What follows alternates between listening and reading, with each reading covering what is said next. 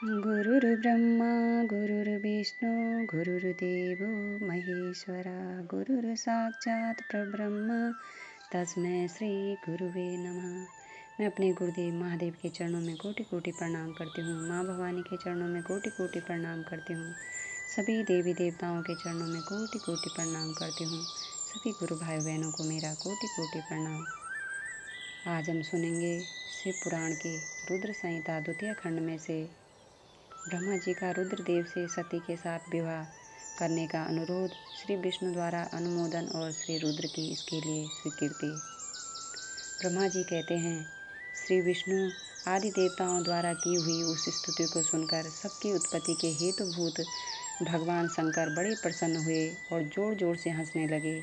मुझ ब्रह्मा और विष्णु को अपनी अपनी पत्नी के साथ आया हुआ देख महादेव जी ने हम लोगों से यथोचित वार्तालाप किया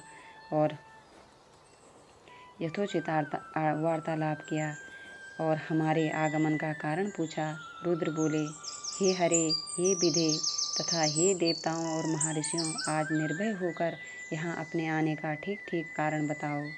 तुम लोग किस लिए यहाँ आए हो और कौन सा कार्य आ पड़ा है, वह सब मैं सुनना चाहता हूँ, क्योंकि तुम्हारे द्वारा की गई स्तुति मेरा मन बहुत प्रसन्न है। तुम्हारे द्वारा की गई स्तुति मेरा मन बहुत प्रसन्न है। मुने महादेव जी के इस प्रकार पूछने पर भगवान विष्णु की आज्ञा से मैंने वार्तालाप आरंभ किया। मुझ ब्रह्मा ने कहा, देव देव महादेव करुणा सागर प्रभु, हम दोनों इन देवताओं और ऋषियों के साथ जिस उद्देश्य से यहाँ आए हैं उसे सुनिए। वृषभध्वज, विशेषतः आपके ही लिए हमारा यहाँ आगमन हुआ है, क्योंकि हम तीनों सारथी हैं। सृष्टि चक्र के संचालन रूप प्रयोजन की सिद्धि के लिए एक दूसरे के सहायक हैं। सारथी को सदा परस्पर यथा योग्य सहयोग करना चाहिए, अन्यथा यह जगत टिक नहीं सकता। महेश्वर, कुछ ऐसे असुर उत्पन्न होंगे जो मेरे हाथ से मारे जाएंगे, कुछ भगवान विष्णु के और कुछ आपके हाथों नष्ट होंगे। महाप्रभु, कुछ असुर ऐसे होंगे जो आपके वीर से उत्पन्न हुए पुत्र के हाथ से ही मारे जा सकेंगे। प्रभु, कभी कोई बिरले ही असुर ऐसे होंगे जो माया के हाथों द्वारा वध को प्राप्त होंगे। आप भगवान शंकर की कृपा से ही देवताओं को सदा उत्तम सुख प्राप्त होगा। घोर असुरों का विनाश करके आप जगत को सदा स्वस्थ एवं अभय प्रदान करेंगे। अथवा यह भी संभव है कि आपके हाथ से कोई भी असुर न मारे जाएं, क्योंकि आप सदा योग युक्त रहते हुए राग द्वेष से रहित हैं तथा एकमात्र दया करने में ही लगे रहते हैं। यदि वे इस असुर भी आराधित हो आपकी दया से अनुग्रहित होते रहें तो सृष्टि और पालन का कार्य कैसे चल सकता है। अतः वृषभध्वज, आपको प्रतिदिन सृष्टि आदि के उपयुक्त कार्य करने के लिए उद्यत रहना चाहिए। यह सृष्टि पालन और संहार रूप कर्म न करने हों तब तो हमने माया से जो भिन्न भिन्न शरीर धारण किए हैं उनकी कोई उपयोगिता अथवा औचित्य ही नहीं है। वास्तव में हम तीनों एक ही हैं, कार्य के भेद से भिन्न भिन्न देह धारण करके स्थित हैं। यदि कार्य भेद न सिद्ध हो तब तो हमारे रूप भेद का कोई प्रयोजन ही नहीं है। देव एक ही परमात्मा महेश्वर तीन स्वरूपों में अभिव्यक्त हुए हैं। इस रूप भेद में उनकी अपनी माया ही कारण है। वास्तव में प्रभु स्वतंत्र हैं। वे लीला के उद्देश्य से ही ये सृष्टि आदि कार्य करते हैं। भगवान श्री हरि उनके बाएं अंग से प्रकट हुए हैं और मैं ब्रह्मा उनके दाएं अंग से प्रकट हुआ हूँ। और आप रुद्रदेव उन सदा शिव के हृदय से आविर्भूत हुए हैं, अतः आप ही शिव के पूर्ण रूप हैं। प्रभु, इस प्रकार अभिन्न रूप होते हुए भी हम तीन रूपों में प्रकट हैं। सनातन देव, हम तीनों उन्हीं भगवान सदाशिव और शिवा के पुत्र हैं। इस यथार्थ तत्व का आप हृदय से अनुभव कीजिए। प्रभु, मैं और श्री विष्णु आपके आदेश से प्रसन्नतापूर्वक लोक की सृष्टि और पालन के कार्य कर रहे हैं तथा कार्य कारणवश सपत्नीक भी हो गए हैं। अतः आप भी विश्वहित के लिए तथा देवताओं को सुख पहुँचाने के लिए एक परम सुंदरी रमणी को अपनी पत्नी बनाने के लिए ग्रहण करें। महेश्वर, एक बात और है, उसे सुनिए। मुझे पहले के वृत्तांत का स्मरण हो आया है। पूर्व काल में आपने ही शिव रूप से जो बात हमारे सामने कही थी, वही इस समय सुना रहा हूँ। आपने कहा था, ब्राह्मण, मेरा ऐसा ही उत्तम रूप तुम्हारे अंग विशेष ललाट से प्रकट होगा, जिसकी लोक में रुद्र नाम से प्रसिद्धि होगी। तुम ब्रह्मा सृष्टिकर्ता हो गए, श्री हरि जगत का पालन करने वाले हुए, और मैं सगुण रुद्र होकर संहार करने वाला होऊंगा। एक स्त्री के साथ विवाह करके लोक के उत्तम कार्य की सिद्धि करूंगा।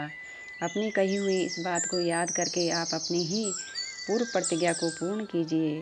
स्वामिन, आपका यह आदेश है कि मैं सृष्टि करूं, श्री हरि पालन करें और आप स्वयं संहारक के हेतु बनकर प्रकट हों। सो आप साक्षात शिव ही संहारकर्ता के रूप में प्रकट हुए हैं। आपके बिना हम दोनों अपने अपने कार्य करने में समर्थ नहीं हैं। अतः आप एक ऐसी कामिनी को स्वीकार करें जो लोकहित के कार्य में तत्पर रहे। शंभो, जैसी लक्ष्मी भगवान विष्णु की और सावित्री मेरी सहधर्मिणी है, उसी प्रकार आप इस समय अपने जीवन सहचारी प्राण वल्लभा को ग्रहण करें। मेरी यह बात सुनकर लोकेश्वर महादेव जी के मुख पर मुस्कुराहट दौड़ गई। वे श्री हरि के सामने मुझसे इस प्रकार बोले। ईश्वर ने कहा, ब्राह्मण, हरे, तुम दोनों मुझे सदा ही अत्यंत प्रिय हो। तुम दोनों को देखकर मुझे बड़ा आनंद मिलता है। तुम लोग समस्त देवताओं में श्रेष्ठ तथा त्रिलोकी के स्वामी हो। लोकहित के कार्य में मन लगाए रहने वाले तुम दोनों का वचन मेरी दृष्टि में अत्यंत गौरवपूर्ण है, किंतु सूर्यश्रेष्ठ गण, मेरे लिए विवाह करना उचित नहीं होगा, क्योंकि मैं तपस्या में संलग्न रहकर सदा संसार से विरक्त ही रहता हूँ और योगी के रूप में मेरी प्रसिद्धि है, जो निवृत्ति के सुंदर मार्ग पर स्थित है। अपने आत्मा में ही रमण करता आनंद मानता है, निरंजन माया से निर्लिप्त है, जिसका शरीर अवधूत दिगंबर है, जो ज्ञानी, आत्मदर्शी और कामना से शून्य है, जिसके मन में कोई विकार नहीं है, जो भोगों से दूर रहता है तथा जो सदा अपवित्र और अमंगल वेशधारी है, उसे संसार में कामने से क्या प्रयोजन है। यह इस समय मुझे बताओ तो सही। मुझे तो सदा केवल योग में लगे रहने पर ही आनंद आता है। ज्ञानहीन पुरुष ही योग को छोड़कर भोग को अधिक महत्व देता है। संसार में विवाह करना पराय बंधन में बंधना है, इसे बहुत बड़ा बंधन समझना चाहिए। इसलिए मैं सत्य सत्य कहता हूँ, विवाह के लिए मेरे मन में थोड़ी सी भी अभिरुचि नहीं है। आत्मा ही अपना उत्तम अर्थ या स्वार्थ है, उसका भली भांति चिंतन करने के कारण मेरी लौकिक स्वार्थ में प्रवृत्ति नहीं होती। तथापि जगत के हित के लिए तुमने जो कुछ कहा उसे करूँगा। तुम्हारे वचन को गरिष्ठ मानकर अथवा अपनी कही हुई बात को पूर्ण करने के लिए मैं अवश्य विवाह करूँगा, क्योंकि मैं सदा भक्तों के वश में रहता हूँ, परंतु मैं जैसी नारी को प्रिय पत्नी के रूप में ग्रहण करूँगा और जैसी शर्त के साथ करूँगा, उसे सुनो। हरे ब्राह्मण, मैं जो कुछ कहता हूँ वह सर्वथा उचित ही है। जो नारी मेरे तेज को विवाह पूर्वक ग्रहण कर सके, जो योगिनी तथा इच्छानुसार रूप धारण करने वाली हो, उसी को तुम पत्नी बनाने के लिए मुझे बताओ। जब मैं योग में तत्पर रहूं, तब उसे भी योगिनी बनकर रहना होगा, और जब मैं कामासक्त हूँ, तब उसे भी कामिनी के रूप में ही मेरे पास रहना होगा।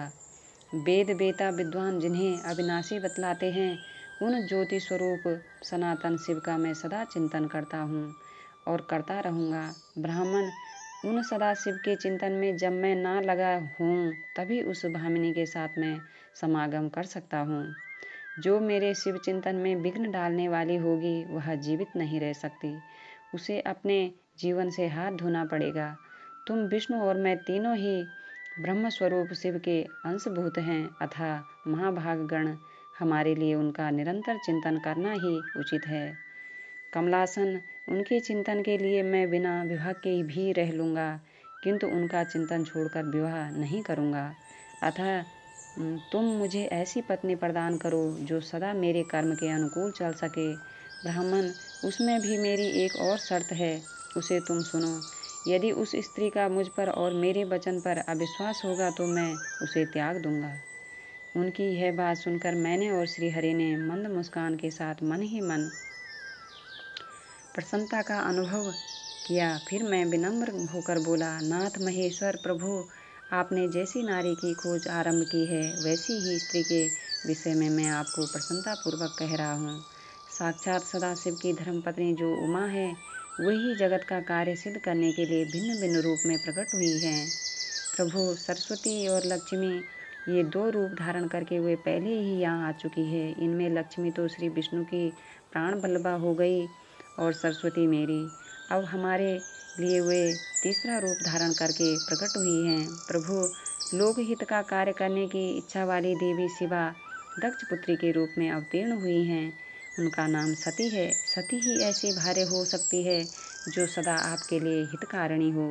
देवेश महातेजस्विनी सती आपके लिए आपको पति रूप में प्राप्त करने के लिए दृढ़तापूर्वक कठोर व्रत का पालन करती हुई तपस्या कर रही हैं। महेश्वर, आप उन्हें वर देने के लिए जाइए, कृपा कीजिए और बड़ी प्रसन्नता के साथ उन्हें उनकी तपस्या के अनुरूप वर देकर उनके साथ विवाह कीजिए। शंकर भगवान विष्णु के मेरी तथा इन संपूर्ण देवताओं की यही इच्छा है। आप अपने शुभ दृष्टि से हमारी इस इच्छा को पूर्ण कीजिए, जिससे हम आदरपूर्वक इस उत्सव को देख सकें। ऐसा होने से तीनों लोकों में सुख देने वाला परम मंगल होगा और सबकी सारी चिंता मिट जाएगी, इसमें संशय नहीं है। तदंतर मेरी बात समाप्त होने पर लीला विग्रह धारण करने वाले भक्तवत्सल महेश्वर से मधुसूदन अच्युत ने इसी का समर्थन किया। तब भक्तवत्सल भगवान शिव ने हंसकर कहा, बहुत अच्छा, ऐसा ही होगा। उनके ऐसा कहने पर हम दोनों उनसे आज्ञा लिए अपनी पत्नी तथा देवताओं और मुनियों के साथ अत्यंत प्रसन्न हो अपने अभिष्ट स्थान को चले गए। नमः शिवाय, नमः शिवाय, नमः शिवाय। मैं अपने गुरुदेव महादेव के चरणों में कोटि कोटि प्रणाम करती हूँ। माँ भवानी के चरणों में कोटि कोटि प्रणाम करती हूँ। सभी गुरु भाई बहनों के चरणों में मेरा कोटि कोटि प्रणाम। सभी का बहुत बहुत धन्यवाद।